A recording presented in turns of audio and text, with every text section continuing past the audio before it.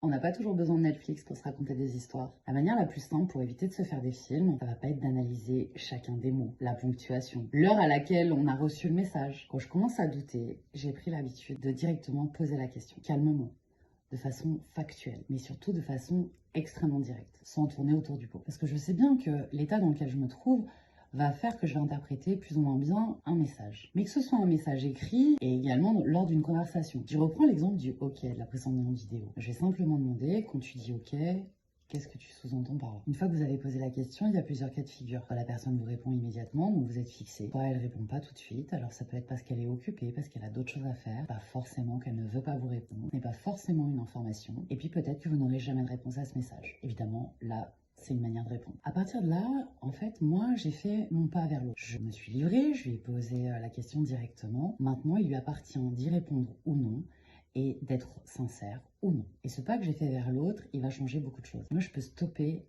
la machine dans ma tête. Alors, c'est sûr que dit comme ça, ah bah oui, ça paraît simple. Ça l'est pas. Ça, je le sais. Parce que dans la vraie vie, bah, c'est parfois tout autre chose. Et ça, on en reparle bientôt.